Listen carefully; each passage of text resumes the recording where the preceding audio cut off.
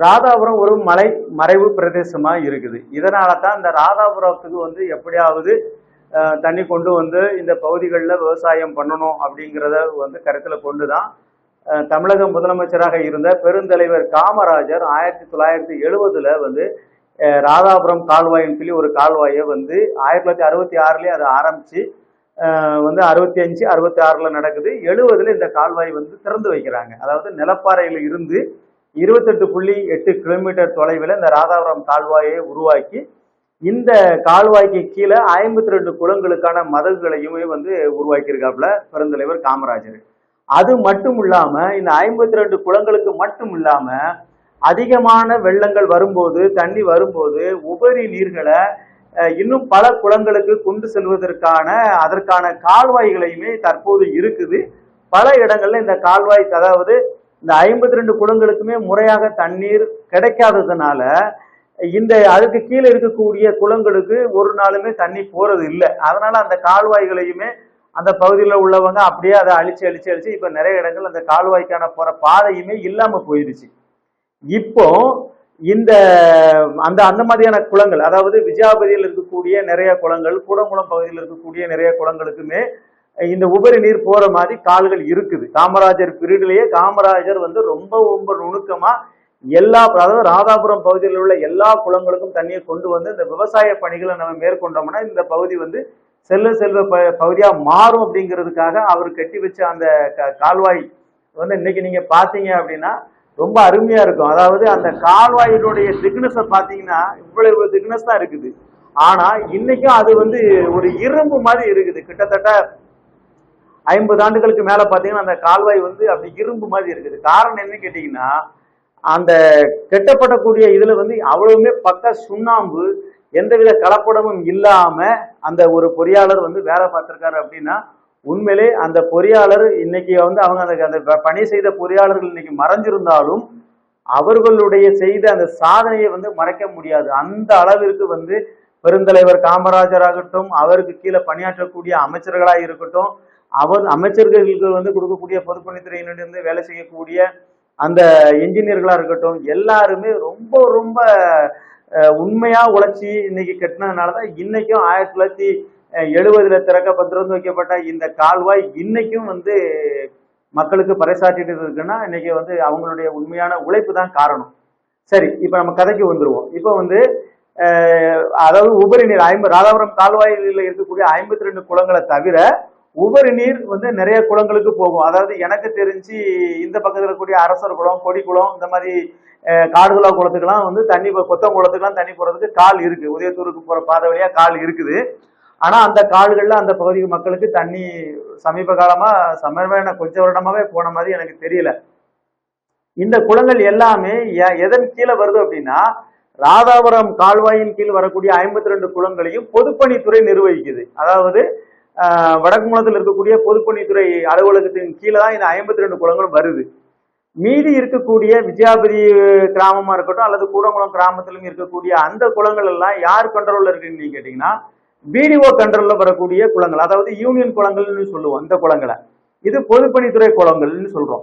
பொதுப்பணித்துறை குளங்களுக்கு வந்து வரக்கூடிய தண்ணி தான் ராதாபுரம் கால்வாய் தண்ணி. அந்த பொதுப்பணித்துறை துறையை கீழே இருக்கக்கூடிய 52 குளங்களுக்கு தண்ணி வருது. அந்த உபரி நீர் தான் இந்த யூனியன் குளங்களுக்கு போகிற மாதிரி அந்த அமைப்பு, அந்த அரசாணை இருக்குது. இப்போ இந்த யூனியன் குளங்களுக்கு வந்து எந்த விதமான கால்வாய் பாசனமோ இல்லைன்னா எந்த வகையிலுமே தண்ணி வரக்கூடிய அமைப்பே இல்லை. காட்டுல மழை பெஞ்சு இல்லைன்னா அந்த குளங்களுக்கு வரக்கூடிய அந்த ஓடைகள் வழியா தண்ணி வந்தா தான் இந்த யூனியன் குளங்கள் வந்து நிரம்பக்கூடிய வாய்ப்பு இருக்குது.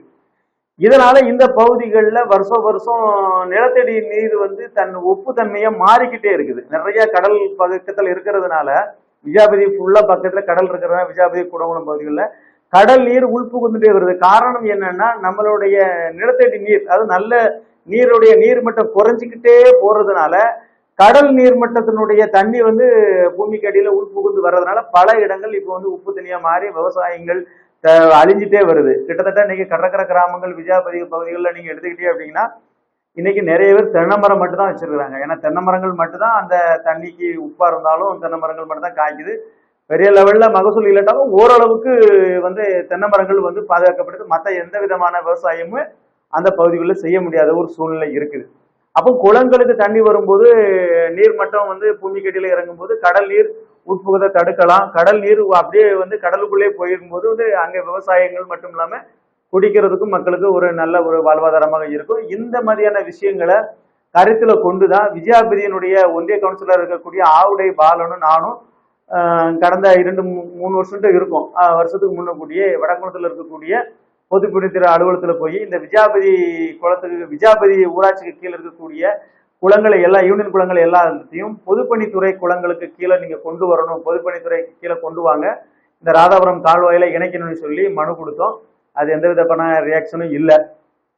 இப்போ பல பகுதிகளில் உள்ள அது கூடங்குளம் அப்புறம் விஜயாபதி இந்த பகுதியில் உள்ள மக்கள் வந்து பல பேர் வந்து சபாநாயகர்கிட்ட இந்த குளங்கள் எல்லாம் ராதாபுரம் கால்வாயின் கீழே வந்து கொண்டு வரணும் அப்படின்னு சொல்லி வேண்டுகோள் வச்சதன் பெயர்ல இன்று சபாநாயகர் அவர்கள் முதலமைச்சருக்கு ஒரு கடிதம் வந்து இன்னைக்கு அனுப்பியிருக்கிறாங்க. அந்த கடிதம் என்ன சொல்லியிருக்காங்கன்னு அந்த கடிதத்துல ராதாபுரத்துல வந்து ராதாபுரம் கால்வாயின் கீழே 52 குளங்கள் இருக்கு. இந்த குளங்கள் மூலமா 15,987 ஏக்கர் நேரடி பாசனமும் 1013 ஏக்கர் வந்து மறைமுக பாசனமும் வந்து பெறக்கூடிய வகையில இருக்குது.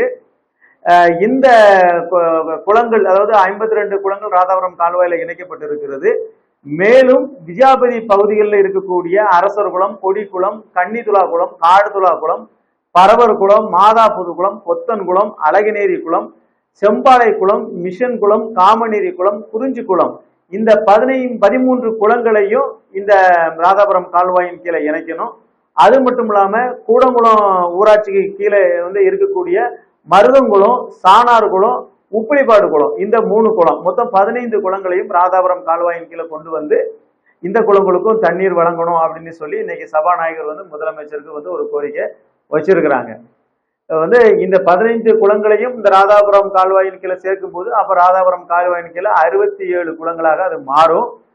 ஏற்கனவே ராதாபுரம் கால்வாயில 150 கனஅடி தண்ணீர் திறக்கணும்னு சொல்லிட்டு அரசாணை இருந்தும் ஆனா ஆண்டுதோறும் 60 கனஅடிக்கு மேல தண்ணியே திறக்கின்றது இல்லை அப்படின்னு சொல்லி சபாநாயகரே சொல்லியிருக்காருங்க ஒரு பேட்டியில. அப்ப 60 கனஅடி தண்ணி நீங்க திறந்தீங்கன்னா நீங்க நிச்சயமா 52 குளங்களையுமே 52 குளங்கள் முழுவதுமே நிரம்புறதுக்கான வாய்ப்பு இல்லை.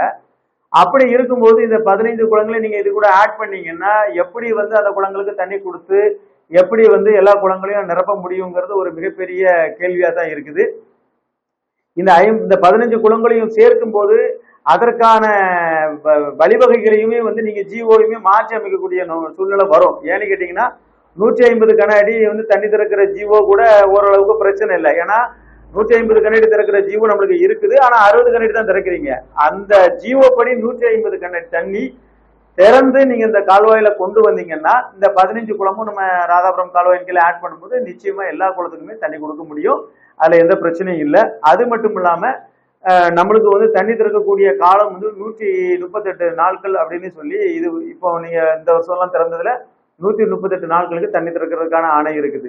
இந்த 138 நாட்கள் அரசாணையுமே வந்து கூடுதலாக ஒரு 30 நாட்கள் அதிகரிக்கணும். ஏன்னா ஒவ்வொரு குளங்களுக்கு நம்மளுடைய அதிக அளவுல தண்ணி கொண்டு வந்தா கூட ஒரு குளங்களுக்கு குறைஞ்சபட்சம் 2 நாள் தண்ணியாவது நம்ம வந்து கொடுத்தோம்னா இந்த 15 குளங்களுக்கும் ஒரு 30 நாள் அடிஷனலா தேவைப்படும். ஆகவே ஒரு 168 170 நாட்கள் தண்ணீர் திறக்கக்கூடிய காலத்தையும் நம்ம கூட்டணும்.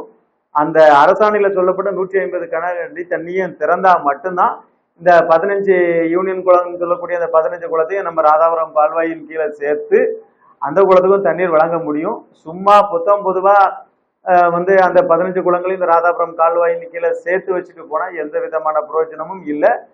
ஏற்கனவே இந்த 52 குளங்களும் பல ஆண்டுகளாக நிரம்பாத ஒரு சூழ்நிலையில தான் இருக்குது. இந்த வருஷம்தான் இந்த கடைமடை குளம் ராதாபுரம் கால்வாயின் கீழே இருக்கக்கூடிய கடைமடை குளம் மகேந்திர குளம் வந்து நிரம்பி இருக்கு.